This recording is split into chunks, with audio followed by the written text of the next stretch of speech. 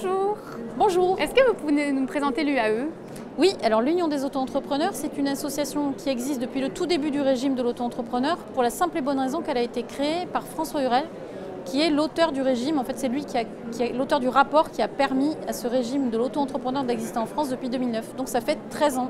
C'est une association qui tourne sur les salons, donc on est très content d'être au Salon de la Nouvelle Vie Professionnelle aujourd'hui, et qui est constitué de bénévoles qui sont tous auto-entrepreneurs ou entrepreneurs en tout cas dans leur vie de tous les jours. Et donc on renseigne, on informe, on est là pour accompagner en fait les personnes dès leur recherche d'informations, lorsqu'ils sont déjà installés et lorsqu'ils veulent se développer.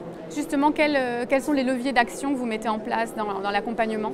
Alors dans l'accompagnement, à partir d'aujourd'hui, nous lançons en fait une formule d'adhésion à 49 € qui inclut une formation de 3 heures automatique dès l'adhésion au régime de l'auto-entrepreneur pour en comprendre les tenants et les aboutissants avant même d'aller créer son numéro SIRET. Pour éviter justement de créer sans savoir et d'avoir des marches très difficiles à monter parfois parce qu'on ne s'est pas informé avant correctement. Donc on passe à la formation après avoir informé pendant des années. Aujourd'hui on forme. En quoi le fait de devenir entrepreneur peut être un bon moyen de changer de vie? On le constate tous les jours et particulièrement depuis la pandémie où effectivement il y avait déjà une appétence avant à changer de vie, à changer de façon d'exercer son travail qui s'est vraiment complètement développée après la pandémie. Et donc en fait le fait de devenir entrepreneur, je vais me faire le porte-parole de ce que disent les personnes qui créent en fait, c'est pouvoir exercer mon travail d'une manière différente, pouvoir y mettre mes valeurs, pouvoir l'exercer peut-être aussi d'une autre région. Donc il y a un changement complet en fait dans l'existence, à la fois parfois géographique, mais à la fois aussi dans son activité. Parfois c'est la même activité mais exercée différemment, puis parfois c'est une reconversion totale, on change complètement de métier et complètement d'activité.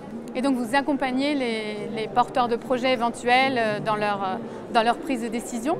Oui, on les accompagne en fait à se former d'une part au régime de l'auto-entrepreneur pour comprendre, et ensuite on les accompagne aussi dans un parcours de solutions pour qu'ils comprennent bien qu'il y a des étapes et que ces étapes, on les connaisse à l'avance et qu'on puisse les aider dans leur propre parcours solution et personnaliser un petit peu leurs besoins. L'idée, c'est vraiment de ne pas partir à l'aveugle, c'est vraiment ça. C'est de ne pas partir à l'aveugle et puis de se dire que si on crée une entreprise, c'est pour générer un revenu, qui parfois derrière il y a une famille.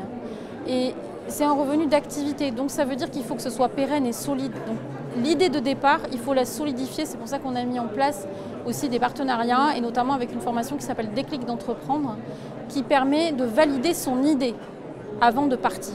On valide son idée, on valide son modèle économique, et on sait à quel moment on va être rentable et on va pouvoir tirer le revenu que l'on souhaite de cette activité et y mettre toutes ses valeurs et toute sa créativité. Et c'est que du bonheur quand on construit les choses comme ça. Le gouvernement a fait du travail indépendant l'un de ses chevals de bataille. Est-ce que c'est une bonne chose pour vous? Qu'est-ce que ça peut apporter? Oui, je trouve que depuis 13 ans, il y a quand même eu un regard porté, et moi je suis une ardente défenseuse de cette indépendance. C'était un peu compliqué parce que ça a révolutionné l'auto-entrepreneuriat, a révolutionné la manière d'entreprendre et la manière de travailler. Mais le gouvernement, avec le plan indépendant, va apporter encore un peu plus d'appui sur certains sujets. On avance un peu sur le sujet de l'assurance chômage des indépendants, on avance un peu sur la protection du patrimoine. Toutes ces briques, aujourd'hui, le régime de protection sociale a convergé, donc il n'y a plus de différence quasiment entre être salarié et être indépendant au niveau de sa protection sociale. Donc le gouvernement, oui, part dans une dynamique inclusive, on va dire, de tous ces entrepreneurs indépendants. Mais il y a encore un bout de chemin à faire parce que c'est quand même encore compliqué quand on est indépendant, quand on n'a pas un CDI, de se loger, de faire un crédit, etc. Donc il y a encore beaucoup de choses à faire. C'est pas fini. On peut encore faire mieux, il y a une marge de progression. Merci beaucoup. Je vous en prie, merci.